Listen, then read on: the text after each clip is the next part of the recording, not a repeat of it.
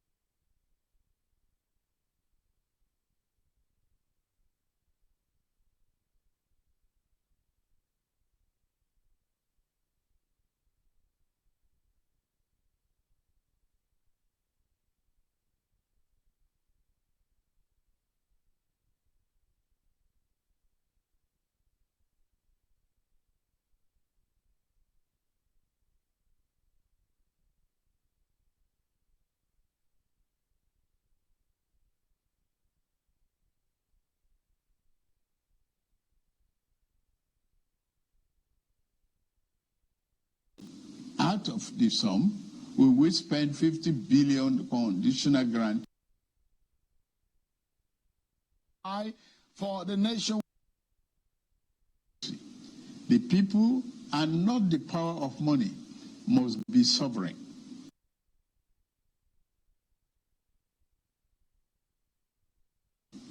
The preceding administration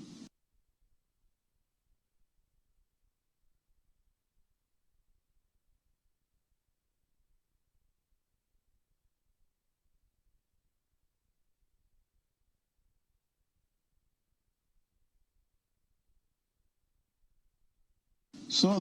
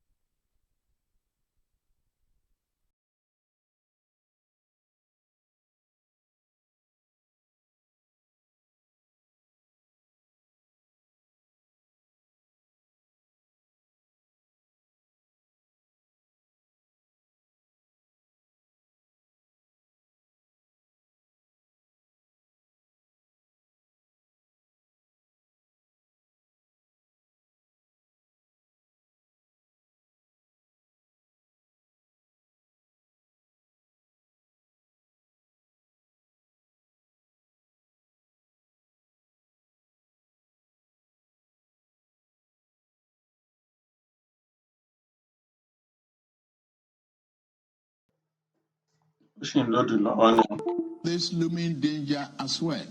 Indeed, it made no provision in the 2023 appropriation for subsidy after June this year. Removal of this once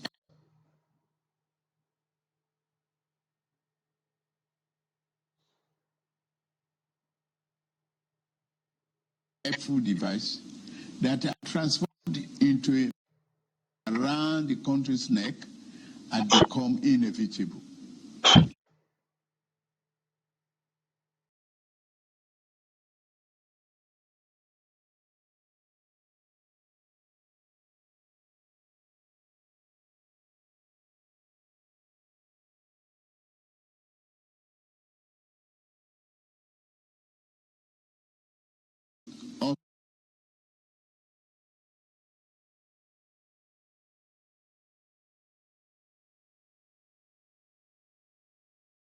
Also, the multiple exchange rate, the system that had been established, became nothing but a highway of currency speculation.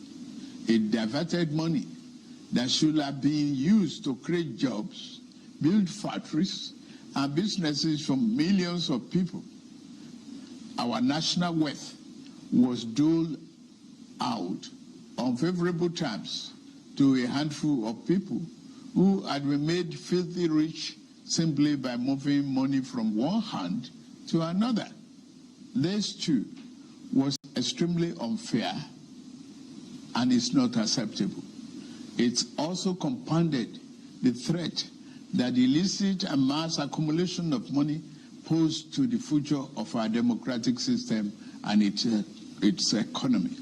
I had promised to reform the economy for the long-term good by fighting major imbalances that has plagued our economy, ending the subsidy and the preferential exchange rate system were key to this fight. This fight is to define the fate and future of our nation. Much is imbalance.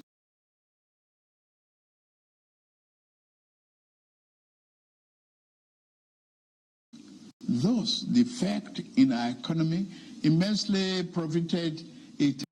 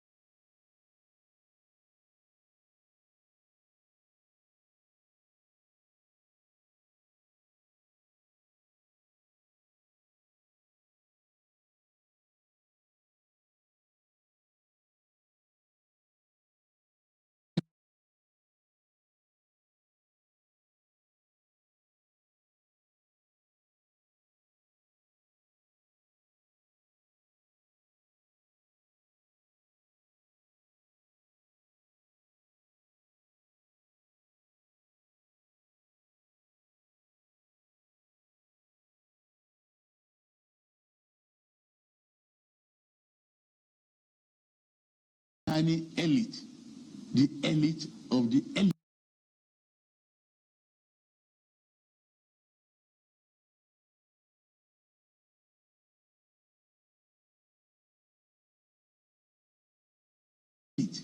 You might call them. As we move to fight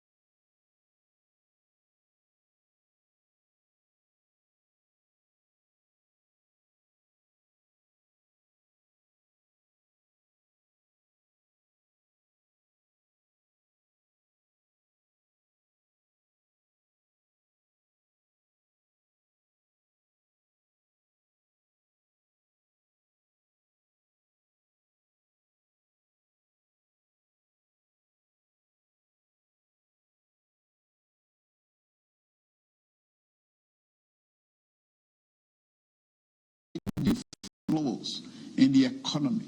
The people who grow rich from them predictably will fight back through every means necessary.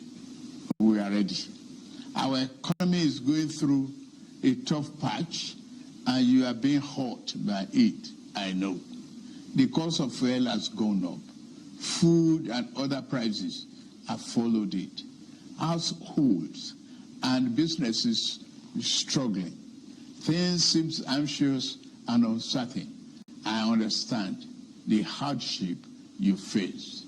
I wish there were other ways, but there is not.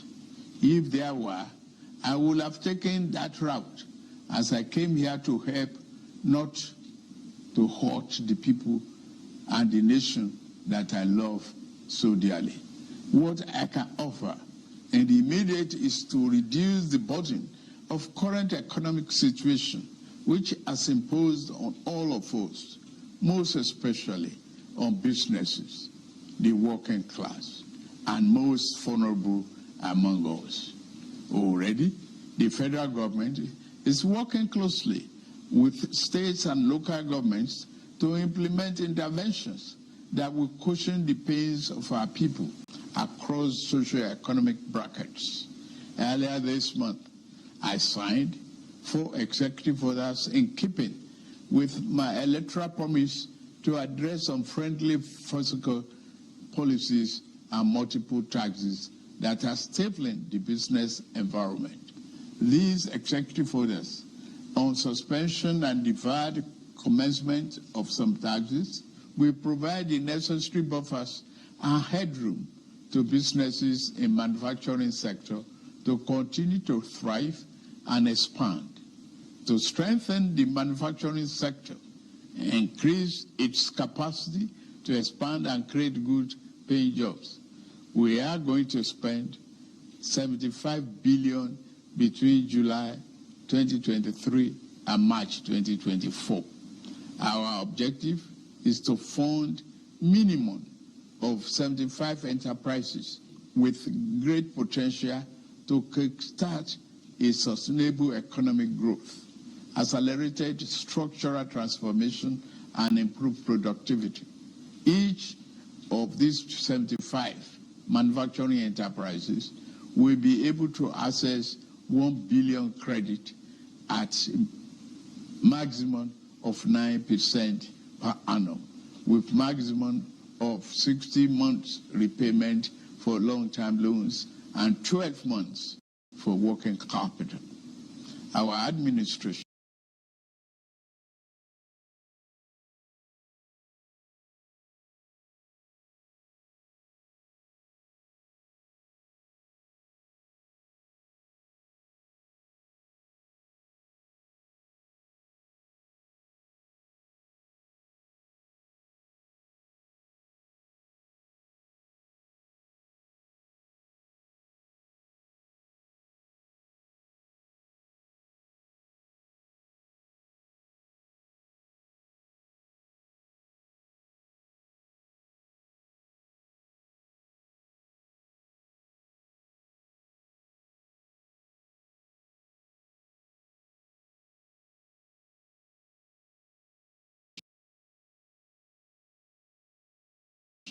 record small and medium-sized enterprises and the informal sector as the drivers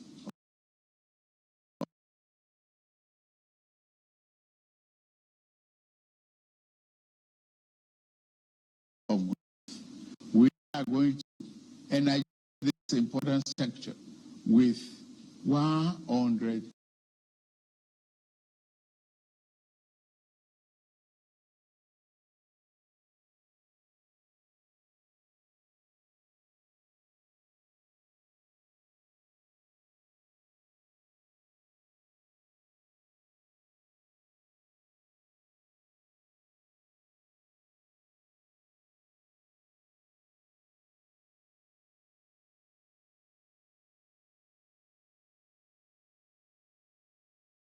and 25 billion.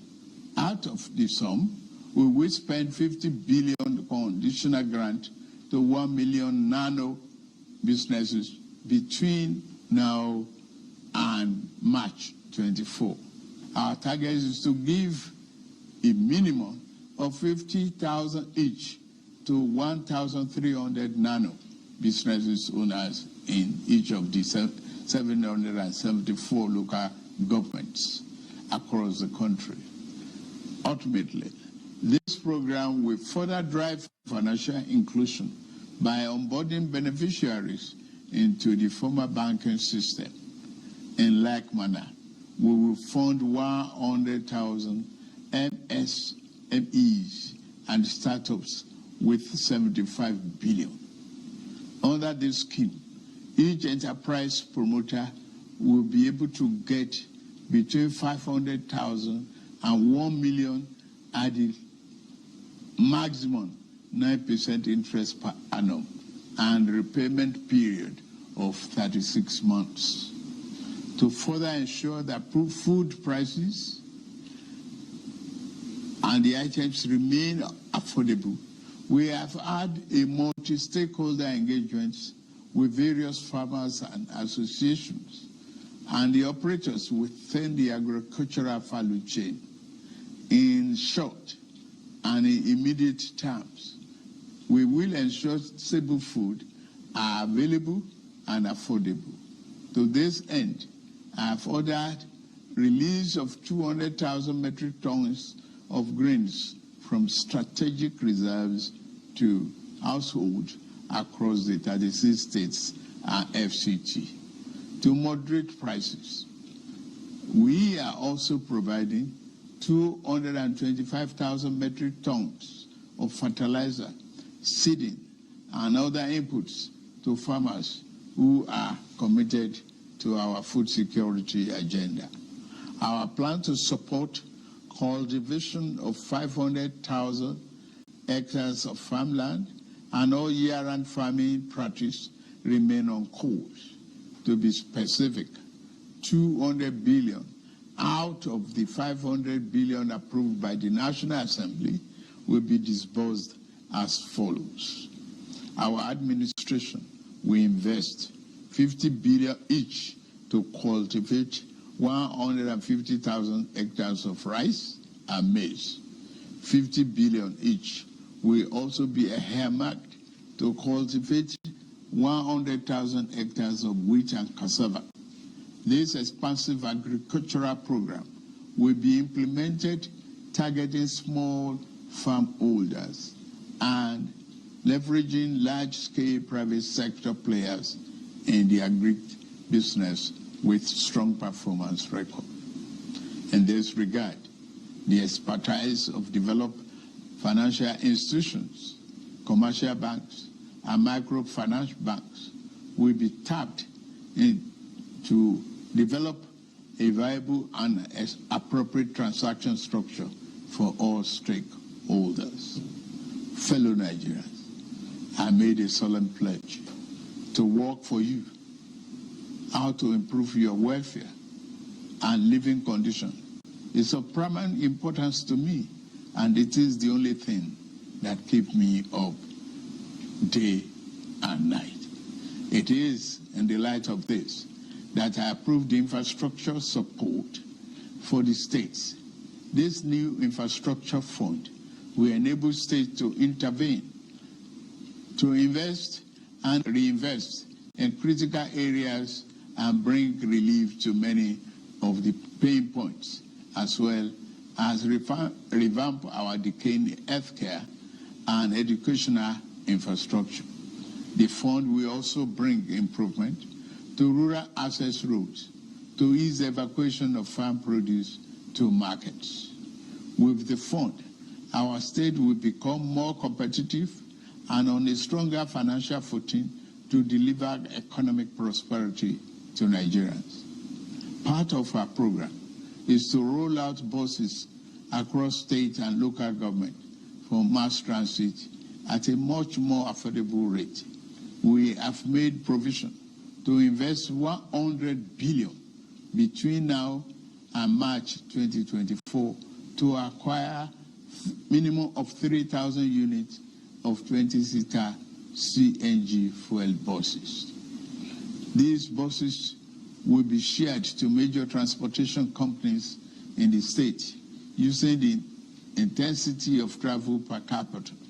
Participating transport companies will be able to access credit under the facility at a maximum per annum 9% interest rate with 60 months repayment period. And then, in the same vein, we are also working in a collaboration with the labor unions to introduce a new national minimum wage for workers. I want to tell you, our workers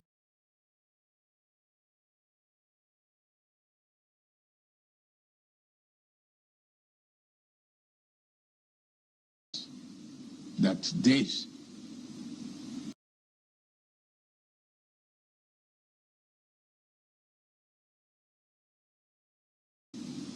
your salary review is coming. Once we agree on the minimum wage and general upward review, we will make budget provision for it for immediate implementation. I want to use this opportunity to salute many private employers in the organized private sector who have already implemented general salary review for employees.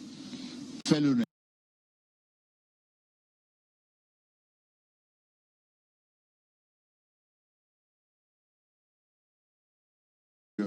may be hard on us, and there is no doubt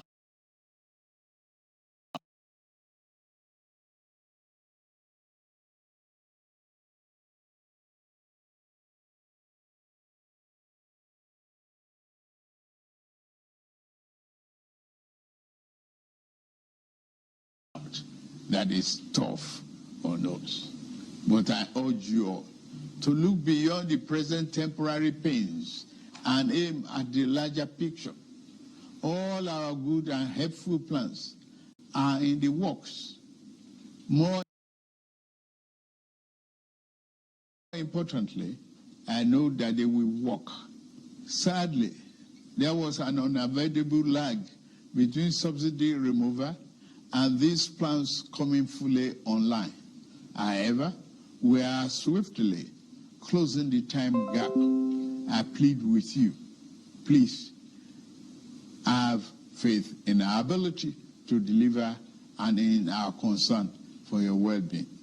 We will get out of this turbulence, and due to the measures we have taken, Nigeria will be better equipped and able to take advantage of the future that awaits her. And in a little over 2 months, we have saved over 1 trillion naira that will have been squandered on the unproductive fuel subsidy, which only benefited smugglers and fraudsters. That money will now be used more directly and more beneficially for you and your families. For example, we shall fulfill our promise to make education more affordable to all and provide loans to higher education students who may need them. No Nigerian student will have to abandon higher education because of lack of money. Our commitment is to promote the greatest good for the greatest number of our people. On principle, we shall never falter. We are also monitoring the effect of exchange rate and inflation on gasoline prices. If and when necessary, we will intervene. I assure you, my fellow countrymen and women, that we are exiting the darkness to enter a new and glorious dawn. Now, I must get back to work in order to make this vision come true. Thank you all for listening, and may God bless Federal of Nigeria.